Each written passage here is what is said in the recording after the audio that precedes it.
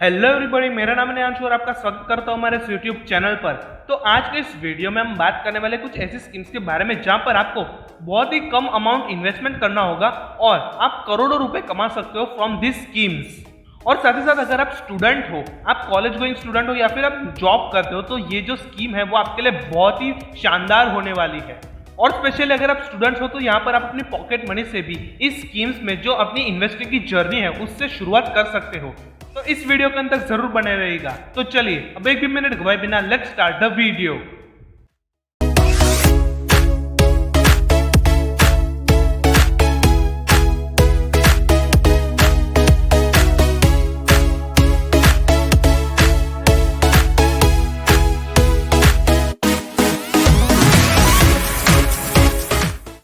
सबसे पहली स्कीम आज आपकी है आरडी यानी कि रिकरिंग डिपॉजिट स्कीम।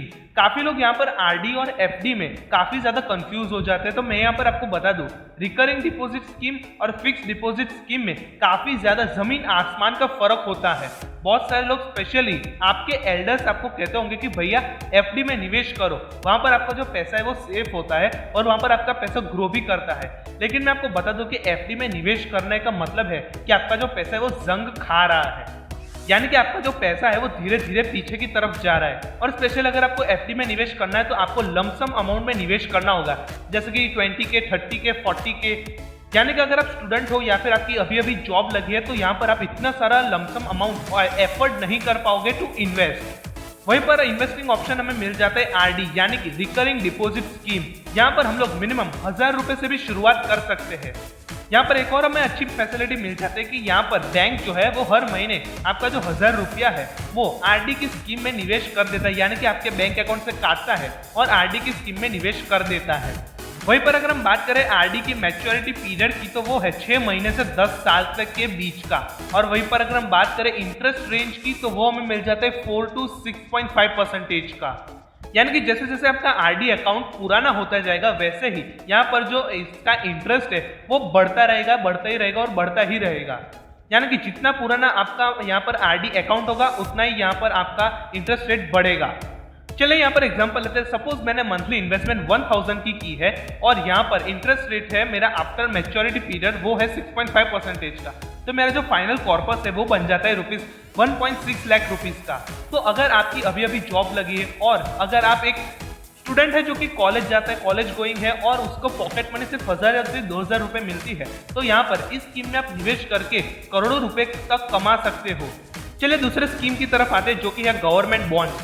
सबसे पहले मैं यहाँ पर आपको बॉन्ड्स का मीनिंग समझाते। तो बॉन्ड्स यहाँ पर दो तरीके के होते हैं, गवर्नमेंट बॉन्ड्स और कॉर्पोरेट बॉन्ड्स। कॉर्पोरेट बॉन्ड्स में ऐसा होता है कि जो कंपनी है अगर उसे कोई बड़ी इन्वेस्टमेंट करनी है या फिर उसे कोई प्रोजेक्ट स्टार्ट करना है तो वहां पर वो जो कंपनी है वो बॉन्ड्स इश्यू करती है, यानी कि वो आपसे कुछ पैसे लेती है और उसके बदले में वो एक फिक्स्ड इंटरेस्ट रेट के साथ, यानी कि बॉन्ड्स पे मिलने वाला जो इंटरेस्ट रेट है वो फाइनल होता है, वो बदलता नहीं है, वो वोलेटाइल नहीं होता। तो उसके बदले में वो जो कंपनी है वो आपको देती है। सेम होता है गवर्नमेंट के साथ। अगर गवर्नमेंट को पैसे चाहिए फॉर इन्वेस्टिंग या फिर कोई नया प्रोजेक्ट स्टार्ट करने के लिए तो गवर्नमेंट आपसे पैसे लेती है और उसके बदले में कुछ फिक्स्ड रेट ऑफ इंटरेस्ट यहाँ पर आपको प्रदान करती है। गवर्नमेंट बॉन्ड्स काफी सेफेस्ट माने जाते हैं क्योंकि यहाँ पर एक रिस्क फ्री इन्वेस्टमेंट हो जाती है और यहाँ पर आपको एश्योर्ड रिटर्न्स भी मिल जाते हैं। यहाँ पर मैं आपको बता दूं बॉन्ड्स के इशू करने की कोई भी फिक्स्ड डेट या फिर फिक्स्ड टाइम नहीं होता। यहाँ पर जो गवर्नमेंट है वो अपने हिसाब से बॉन्ड्स जो है वो इशू करती रहती है। तो अगर आप ऐसे इन्वेस्टर हो जिसको लंबे टाइम तक यहाँ पर बने रहना है मार्केट में, तो यहाँ पर आप लॉन्ग टर्म के लिए बॉन्ड्स में निवेश कर सकते हो क्योंकि यहाँ पर इसका जो मैच्योरिटी पीरियड है वो काफी लंबा है और यहाँ पर बॉन्ड्स की जो प्राइस होती है वो भी काफी लो होती है और यहाँ पर आपको एश्योर्ड रिटर्न्स भी मिल जाते हैं। तो ये जो बॉन्ड्स है वहां पर आप निवेश कर सकते हो। तो चलिए तीसरी स्कीम की तरफ आती है जो कि है ई गोल्ड। फिर हम गोल्ड की बात करते हैं, सोने की बात करते हैं, तो बहुत सारे लोगों के मन में एक ही ख्याल आता है जो कि होता है फिजिकल गोल्ड। हम सब जानते हैं आज गोल्ड का रेट क्या चल रहा है। फिजिकल गोल्ड का रेट काफी ज्यादा हाई है और अगर हम बात करें फिजिकल गोल्ड लेने की तो हम लोग सोच भी नहीं सकते क्योंकि ना ही यहाँ पर आपकी उतनी मंथली इनकम है और ना ही आपकी उतनी पॉकेट मनी है। तो वहीं पर इसका सॉल्यूशन लेकर आता है ई गोल्ड। हम लोग यहाँ पर ई गोल्ड जो है वो परचेस कर सकते हैं। कमाल की बात यह है यहाँ पर कि आप 100 रुपए, 500 रुपए या फिर 1000 रुपए से भी यहाँ पर जो गोल्ड है उसमें निवेश कर सकते हो। और ऐसा नहीं है कि आपको सिर्फ एक ही बार में बड़ा अमाउंट डालना है, यहाँ पर आप हर महीने थोड़ा थोड़ा 500 रुपए, 1000 रुपए यहाँ पर गोल्ड में निवेश कर सकते हो और अगर आपके पास एक अच्छी खासी क्वांटिटी हो जाती है गोल्ड की, तो फिर उसको आप फिजिकल गोल्ड में चेंज करके उसे बेच सकते हो और आप काफी अच्छा मुनाफा कमा सकते हो। मैं यहाँ पर आपको बता दूं, ई गोल्ड जो है वो 3 तरीके के होते हैं। पहला होता है डिजिटल गोल्ड, दूसरा होता है ETF यानी कि एक्सचेंज ट्रेडेड फंड, और तीसरा होता है सोवेरियन गोल्ड फंड्स। अगर आपको A to Z डिटेल्स जाननी है अबाउट ETF, तो हमने एक ऑलरेडी वीडियो बनाकर रखा हुआ है, आप उसे आई बटन या फिर डिस्क्रिप्शन बॉक्स में उसकी लिंक दे दी जाएगी, आप वहां जाकर वो वाला वीडियो भी देख सकते हो। चलिए चौथी स्कीम की तरफ आते हैं, जो कि है म्यूचुअल फंड स्कीम। यहाँ पर आप म्यूचुअल फंड्स को सुनकर घबराइएगा मत, क्योंकि ऐसे बहुत सारे लोग हैं जिन्होंने म्यूचुअल फंड्स में निवेश करके लॉन्ग टर्म में करोड़ों अरबों रुपए कमाए हैं। लेकिन साथ ही साथ मैं यहाँ पर एक और चीज बता दूं कि म्यूचुअल फंड्स जो है वहां पर रिस्क बना रहता है, क्योंकि ये जो स्कीम है वो स्टॉक मार्केट से रिलेटेड है, यानी कि इसमें जो मिलने वाले रिटर्न्स है वो ऊपर नीचे यानी कि वोलेटाइल होते रहते हैं, क्योंकि ये जो म्यूचुअल फंड है वो स्टॉक मार्केट से लिंक्ड होता है।